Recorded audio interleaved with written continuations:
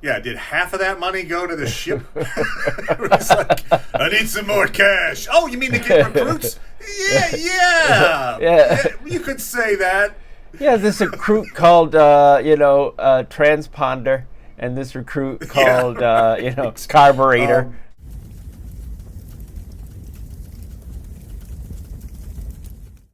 Hail, Internet! It's Paul. It's Matt. The Dork Lords. We are here talking about Andor, Season 1, Episode 11, Daughter of Ferrix. We open with Cassian and Melshi clinging to the side of a cliff face, hiding from Imperial scout ships. None of the other prison escapees apparently took the same route that they did. And we know that eventually they are going to get off-world by the end of the episode. Which means we end with the two of them now back on Niamos, the beach paradise planet where Cassian was originally arrested. The two decide to split up. Melshi is intent on exposing the conditions in Imperial prisons. Cassian finds out that his mother, Marva, I assume the daughter of Ferrix, mentioned in the title, has passed away. Cassian stands on the beach at sunset, alone in his grief. And this is obviously foreshadowing the end of Rogue One. Sure. And his life. Standing on another beach, but notably not alone, having made an emotional connection with Jyn Erso. So, Paul. Yes? What'd you think of episode 11? I did enjoy it. I liked it. There's several good bits, even though they're just priming us for the final episode. The most excitement, I guess, was the Empire trying to get Luthen, but and that was a fun little sequence. There were several still enjoyable scenes, even if it was again preparing us for the season finale. The Luthen Saw conversation was particularly effective, but also yes. So Luthen's ship. He's like a one-man army, essentially, right? I mean, yeah. I like the fact that he used the ship's tractor beam against it. So he sent a bunch of metal shards into the tractor beam dish. So it's like, it's pulling it at level 5. How about this? This basically just crushed it. Then, of course, the dual-bladed lightsabers. They're probably not lightsabers, but whatever. They act like lightsabers. Yeah, they kind of do, yeah. Come out the side. It's like in the drag racing things where the car's got the little bladed edge side, Yes. He might have needed half the amount of money that he got from that, thing to trick out his ride. It's so true. So he's been getting all this cash, as we learned, 400,000 credits at least from Mon Mothma. And I'm like, yeah, did half of that money go to the ship? It's like, I need some more cash. Oh, you mean to get recruits? Yeah. You could say that. Yeah, this recruit called, transponder, and this recruit called, carburetor. In some ways, he got away. But in some ways, didn't he just put a big target on his ship? I mean, I get it. He used, false transponder signals or whatever. But right. It's a very specific type of ship. They have his voice. They've got visual of the ship. I don't know. I feel like if I was Luthen, I'd actually consider ditching the ship. I was thinking about that. Does he have a protocol where it's like, okay, I must go to this planet where I've got another ship, and then from there I will go home? Or is it just like, hey, put some new white walls on this thing. They'll never, paint a red stripe on it. It'll be fine. Yeah. We love the Empire. Put that on there. Got a little bumper sticker on it. Yeah, so Mon Mothma, we get the extent of her problems, right? She describes the magnitude of her situation to Vel. Yes. Where she's like, look, there's 400,000 credits. It's in an account. It's not in an account.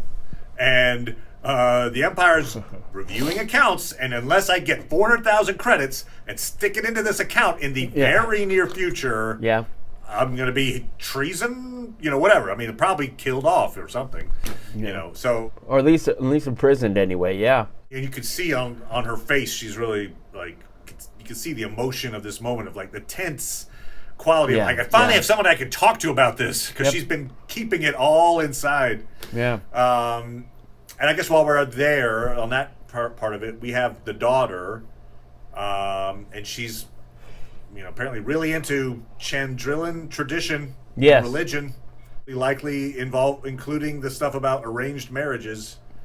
Yeah. So I guess we're headed to a situation where. Yeah, it seems like they would have to. Yeah, and I'm still not clear. I think she could be either for it or against it. I guess it's more likely that she, even though she might want to be a part of that tradition, maybe not be in favor of that match. But even if she is in favor of the match, Mon Mothma. Yeah, I don't think Mon Mothma's in favor of it. No, she's not. So it's like, okay, I can get the money and save the family that way, but also, kind of push my daughter towards this institution that I do not value, do not like. So, I think there'll be a resolution to that in this. Oh, next there has to episode be. in some way. There has to be. I don't think that's a season 2 thing. I think that's a end of season 1 thing. Yeah, no, there has to be. Although I do feel like most of the action in this last episode is going to be on Ferrix. I think that's because you've got the situation where all the important people know about Marva's passing. So Miro, Cyril, Luthen is going to know, and Cassian. Yeah, and there's been a number of people have noted in the trailers that there's been some uprising scenes that we really haven't seen yet. Right. It's quite possible that that's what's going to happen once everybody's converging on Cassian. Exactly. The Empire's attempt to capture Cassian will result in a widespread. I think we're going to get Mr. Bell Tower banging the drum guy, doing his thing. Everybody's going to be like, work. "Oh wow, we got to!" Awesome. Yeah, and everybody else in the town is going to be like, doing their. Right. Their glasses or their, pottery that they clang on. All right, guys, Black Eyed Peas. Here we go. Dun, dun, dun, dun. I got a feeling. I did see a kind of a funny thing. I got a feeling there's going to be a revolution.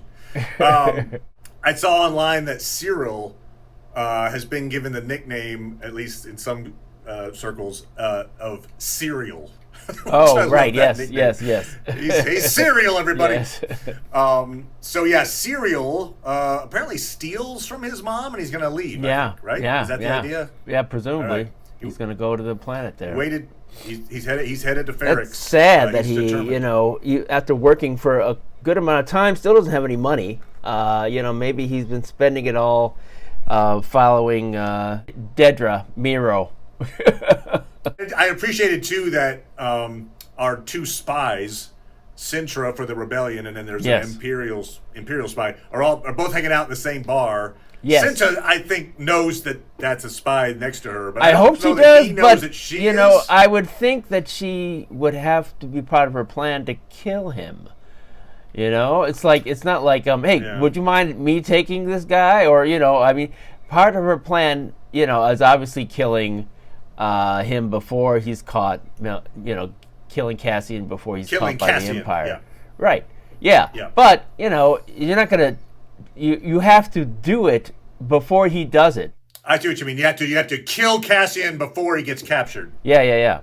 It's a great point. There's a choice that's about to be made, right? I mean, and I guess maybe Cinta makes it, although obviously we know that Cassian lives. So the choice is not made to kill him. Yeah. And there's a potential, even if they kill Cassian, that they have to do such in a way that it doesn't implicate them. Otherwise, we can just torture Vel to get the information. Gordo or whatever his name is, tortures Vel to find out not only about Luthen, but your cousin. Oh, this has been excellent. Turns out we didn't need Cassian at all. Yeah, and there's that in that conversation Luthen has with Saw. Luthen mentions, that he wouldn't risk Saw falling into enemy hands, like Krieger, because Saw saw him. Saw has seen him. Saw has seen him and knows who he is. So in Luthen's mind, I would say Cassian is more like Saw Gerrera than he is like Krieger. He's not quite as disposable in that way, but it also means, you either had to kill him or save him. Yeah. You can't just let things be. Saw is now complicit in Krieger's betrayal as well, right? Yes. So it's like, hey, yes, you have the option, but for the greater good. Yeah. And multiple times Saw mentions like 30 men. Yes. And then Luthen has to say plus Krieger. Yes. Yes. And I assume that's because Luthen, in his mind, the person he's betraying is Krieger.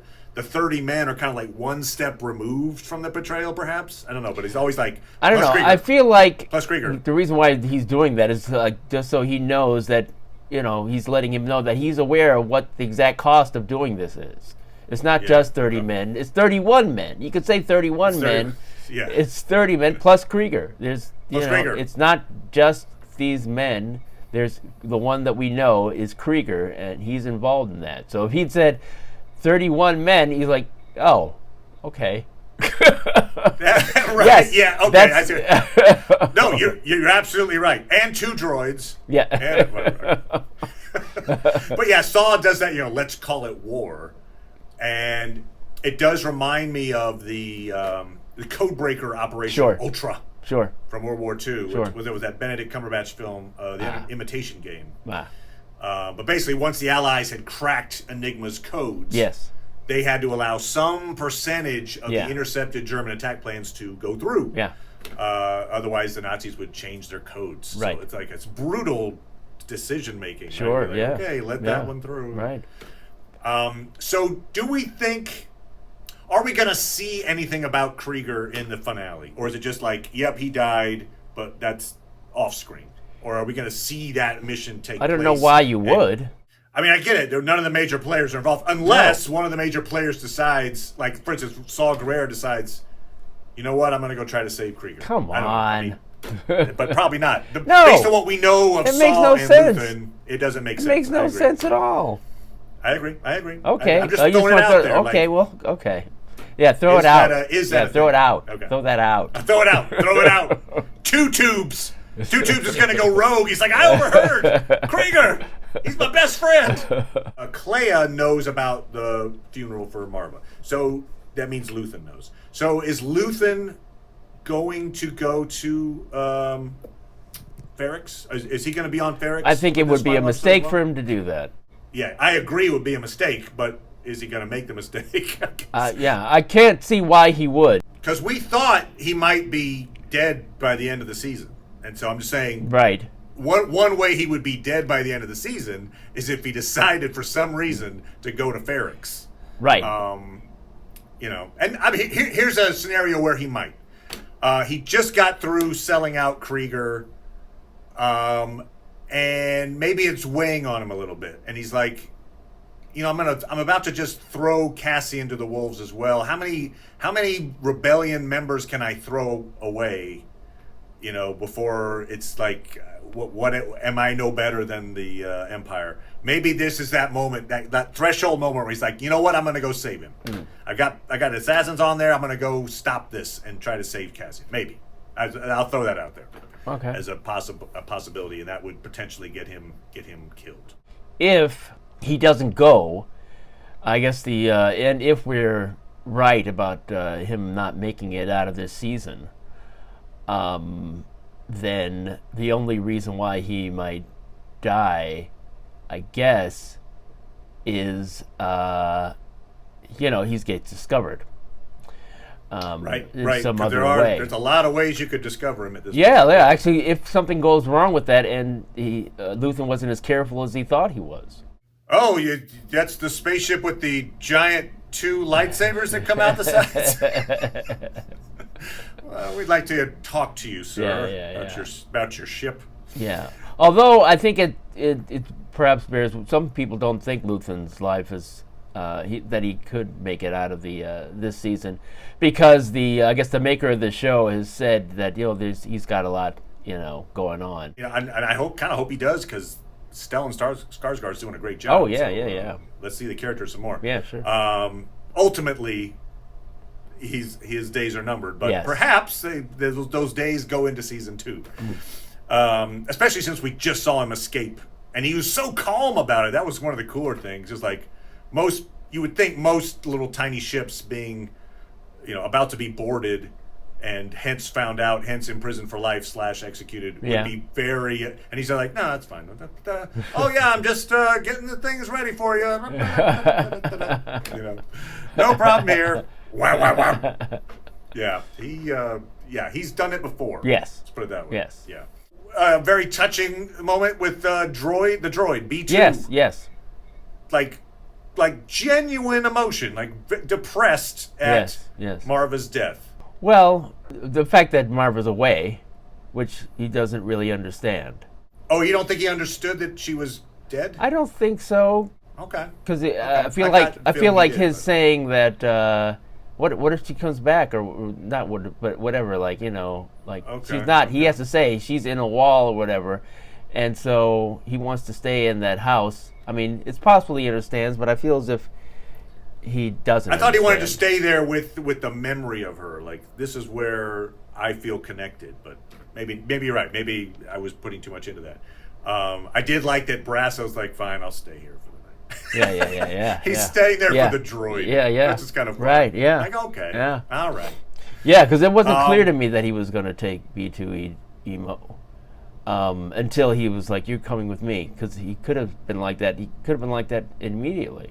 Now, here's a thought. I don't think the personalities quite line up, but I'll throw out the idea: is it possible that B2's programming gets put into some K2 droid and becomes K2SO?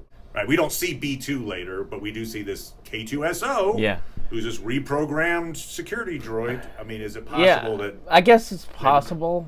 I mean, It's not going to happen this season, so... A Bix still being held by the Empire for some reason. I mean, I guess maybe she's just going to be held forever. Right. Well, in that case, they're like, they still don't know, and so it doesn't sound like she, it didn't seem like she was giving a helpful thing. Like, Krieger is not, Axis. But in a way, that could have been a way she saved, Luthen. Yeah, it's like, that's him. I was wondering if she was just going to say, "Yep, that's him. That's the guy." But again, she's probably terrified of being caught in a lie. Because the consequences. She's like, "Oh, I have to get Mr. Gorst, Dr. Gorst, or whatever."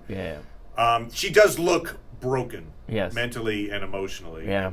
I mean, given the state we saw her in, I'm not sure there's a way back for her. Like, I assume there's going to be a reunion, right? She's around. Yes. She's on Ferrix. There's going to be a revolution. She probably gets freed, but I don't know that it's going to be the same Bix. Like, I think it's like, whew. Yeah. I mean, I wouldn't be surprised if she doesn't. Well, I feel like, I feel like as if it's important in a way that in order for Cassian to go on, that he needs to really cut them off. Like, he's lost everything. Yeah. So I feel like all his friends have to die. That's my feeling. Which would make that ending of Rogue One even more impactful. There's this guy who we see the moment when he became alone. Yeah. He's at that beach, feeling alone, and it's then on a beach when he actually feels like a connection to a movement and to Jyn, and so he just in time to be terribly violently killed. Okay. So you're expecting this revolution riot won't go well for many of our major players. Yeah. We do see some new aliens, at least new to me. I don't know, the fishermen. Yes. Freedy and Greedy, not Greedo. I like that they were upset as fishermen because the prison had polluted the water and basically ruined their trade. Yes. That said, they were awfully accommodating. I'll give them credit. Oh yeah. They were, for two escaped prisoners who were seconds away from stealing their ship. Yep. They're like, you know what? We'll give you a ride. Yep. I was waiting for the shoe to drop. Like, we'll give you a ride. For to your the slave leg. mines, or whatever, you know. Like, but no, like the next thing we see, they're like, "Oh, we're on Niamos." Great. Yep. I didn't even think they had to pay. Yeah, I'm not even. They were like, "Thanks, guys. Appreciate the lift. Yeah. If See you next time." You know, maybe that's the service they do. You know. Yeah, I mean, I think the implication was they were just so anti-empire. Yeah. That they were like, "You guys are prisoners. Fine. You obviously, if you're guilty in the empire's eyes, you're good in ours. Yeah. So we'll help you out." Yeah. But first, they're gonna fuck with them. Yeah. Yeah. Right. First, we'll catch you in these weird nets. Yeah. Another solid episode. Quality stuff. Yeah. The writing continues to just amaze me. Yeah. And so keep on amazing me. Yeah, there you go. If they stick the landing, I feel like in the last year we've kind of been racking up a couple of cool series, and we talked about them before. We had Severance. Yep. We had Strange New Worlds. Yeah. And I would throw Sandman in there as like our big three. And House of the Dragon's very good as well. Maybe slightly below those three. Yeah. And now this one, if this one sticks the landing, count it. Stick it in the group, top tier stuff. Yeah. Anyway, we'll be back talking about the finale of Andor. Yeah. Thank you as always, Paul. Appreciate it, good sir. No problem. And we'll talk to everybody next time. Bye.